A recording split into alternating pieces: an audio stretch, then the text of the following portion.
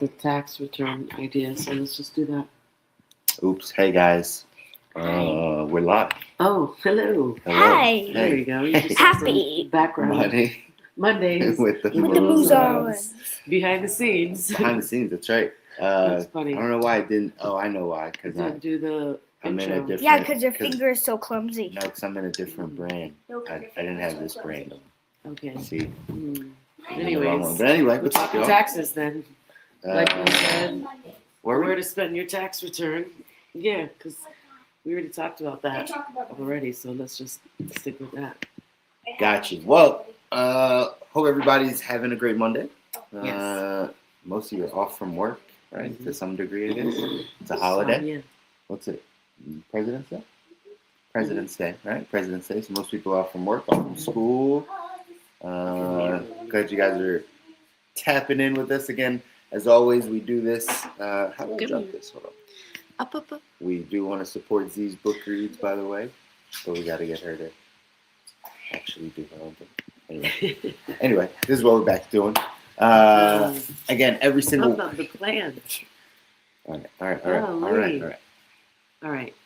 Every single Monday, guys, we're here, right? Making sure that you guys get the resources you need, have the financial conversations, talk about the things that you're talking about with friends, family, co-workers, seeing on the news, but don't actually sit down with an actual financial professional. So want to make sure we open that up to you guys. Again, last week we talked about taxes.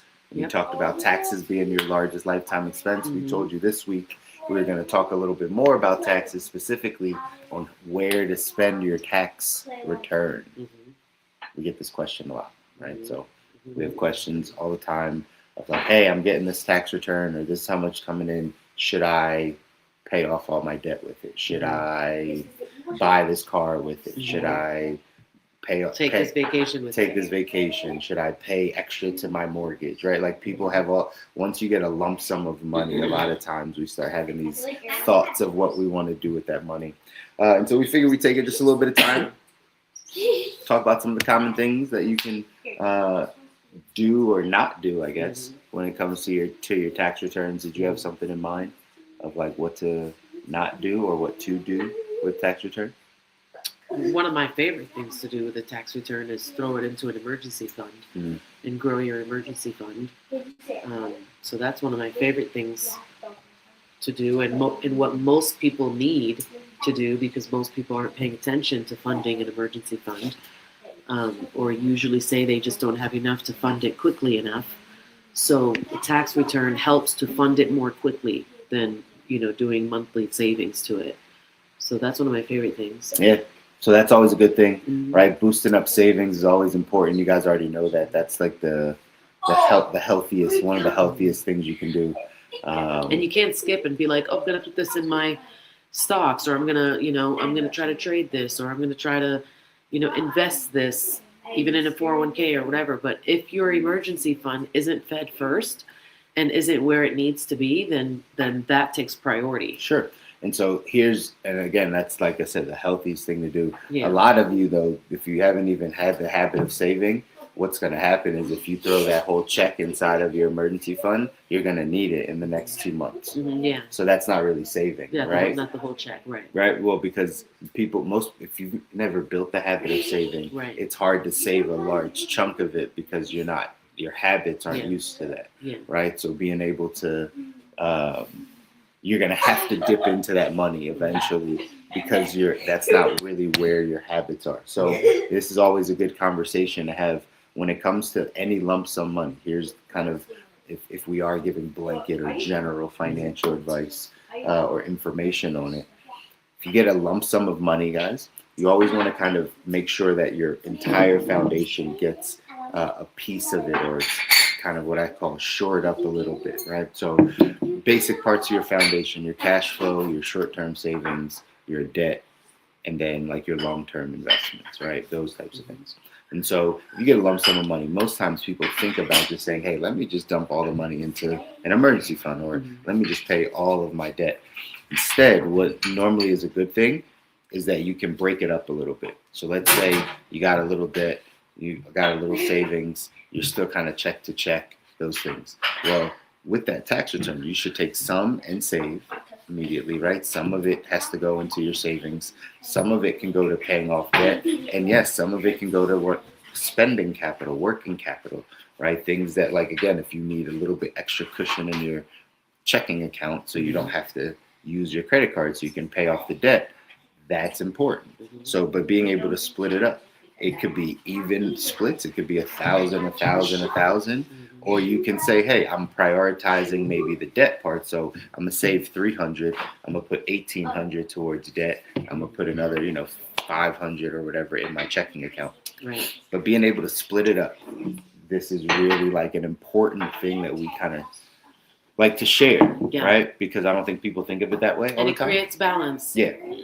And it shores up, right, all the parts, right? Yeah. Instead of saying, hey, let me throw it all to debt and then I still have no savings and I'm still check to check. Right. Well, okay, if I throw it all in my checking account and I don't save any and I don't pay off debt, now I'm spending more than I need to, taking that vacation or doing that extra thing.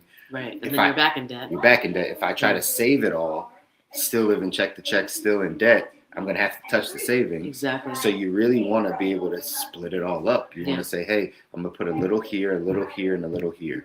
I think this is the way to do it with all lump sum monies. If you got a $7,000 check randomly, if you get an $8,000, okay, some of it goes into the checking, some of it goes to savings until I get to my emergency fund number of 6 months. Right.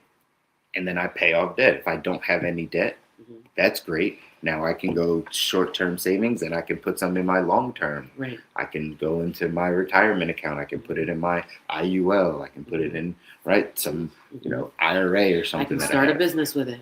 Right. There's a lot. If you have no debt, right, and you have savings and things, then it's like, okay, now I can more wealth. Now you have midterm investments. Yeah. Midterm investments are where you would think about a 5-figure, 6-figure investment into a business, into real estate, into something along those lines. But that comes after your foundation, after cash flow, short-term savings, and debt. After that, and then you're looking at long-term, your retirement, your IRA, your IUL, whatever it is. After that, then you have midterm. So again, it's not smart to just say, hey, I got this $4,000 tax return. I still got some debt. I'm not 6 months savings. I'm putting a little away for retirement, and now I'm going to go buy real estate with this $4,000. Right. I'm going to go start a business with the $4,000. That's not smart, right? Because that's not the level you're at. We always teach foundational stuff. Right. So you got to make sure, again, you're shoring up your foundation with that tax return. Yeah. Okay. We're not going to tell you not to splurge or not to, but like you just need to think. If I want to get my finances in order, I got to make sure that I'm putting this money in the right places when money comes in. Right. Not all to one. Right. Because then that leak just gets bigger. That tax leak just gets bigger because now you got money back and then you still went and spent it. So you've been paying into taxes only to spend it back into economy with, nothing being left over for you. It's like a double whammy. That's it. And so that's it. Again, in a nutshell, we can keep it short and sweet.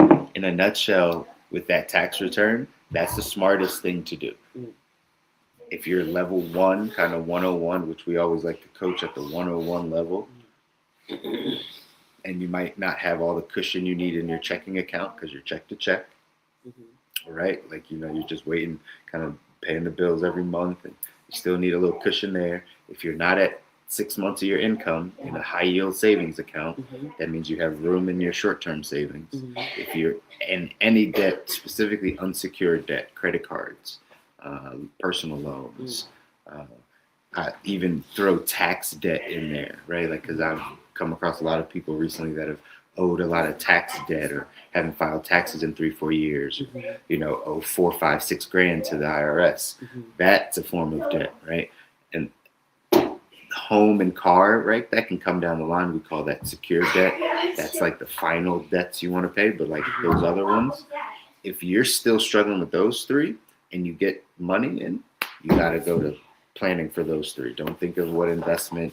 Don't try to throw it all in the stock market. Don't buy a bunch of Bitcoin. Don't buy a bunch of crypto, other currency stuff. Like, Don't go off and buy a bunch of gold and silver if you don't have those things already set up, right? Yeah. That's all. Not saying that any of those things are bad things or bad investments, but like there's just a time and place. That's all. Shirt up. That's all. Your foundation needs to be strong. Yeah, there's a time and place for those, and so we see that happen a lot. Tax time, people get excited and say, "Ooh, I can flip this money. What do I do with this $5,000?" The best thing you can do is shore up your foundation if it's not shored up. Exactly. Right, it's the best thing to do. Right? There's no. Then you can flip all you want on top of a strong foundation. Exactly. Then imagine if you have no debt, that $5,000 gets you closer to your 3 to 6 month savings set aside, getting you 3-4% interest. Yeah. Put a little bit in your checking account so that next doodad you don't have to go back into debt. Like you can be fine. Gives you a little cushion. Yeah. Now you can focus on again, continuing to make more money, continuing to save more, and continuing to strengthen your foundation so you can build on top of it. Yeah. Now that's the 101. I'll give people the 202, right? Or if you're like, hey, I have no debt. I'm good. I'm out of debt. I'm pretty sure you're not close to your 6 months of income set aside in savings. So that's where you go. But instead of all of it there, yeah, you could split some up into your long-term investment, your retirement side, your IUL, your whatever it is that you choose to put money into long-term. You can have short and long first. Those are the first things you should be doing with lump sum monies that come in, short and long. Once you get to 6 months of income set aside in your short-term savings, then you don't have to put more money in savings. That's the key. That's what people have to remember. You can't save your way to wealth, but you do need savings as a foundation. So you got to take that savings. Once you get to 6 months, 6 to 12 months, whatever you're comfortable with, stop saving money. And then all of it goes to long-term and then mid-term investments. That's when you get businesses and real estate and all the things, but there's a progression to it. That's the 202 level, right? If you're not there, it's okay. Just you got to do the right thing. Yeah, just don't skip levels. Yeah. That's all. You just got to work your way through it, and eventually you'll get there. In the next 3, 4, 5 years, you'll get there, and then all of a sudden, you can now do the things on the second level, and then you build there, and you get to the third, and you just keep building to wherever your heart desires. Yes. That's the key. That's right. That's right. If you need help doing that kind of stuff and you're not really sure how to implement that plan, make sure you reach out to us. We will help you implement that plan. We'll help you figure things out, strategize the best way towards your long-term goals, short-term, mid-term, long-term goals. We'll help you get there. So send us a message anytime. We'll be happy to help. That's it. We're here for you guys. Again, we do this so you guys can have a resource. Not everybody has a resource to have these financial conversations. We want to make sure we're here for you. Feel free to shoot us a message. Feel free to tune in every Monday, as long as she shows up. Please. As long as she shows up. We'll continue to do this. So, yeah. You got anything else for the people? Nope, we're good. Good. If you're sick and you got sick kids, stay home. Stop bringing your sick kids everywhere, getting everybody else sick. Now we're sick. Keep your kids at home when they're contagious, if you can. That's the message, especially in this time. For real. That's the message. I feel like I'm sick for like 3 weeks. I keep catching something every time. Keep your sick kids home. Keep your sick kids home. Keep your sick self home. Sick self. Sick self. Whatever. All right. Home. All right, y'all. Until next time. Until next time. Bye-bye. Later.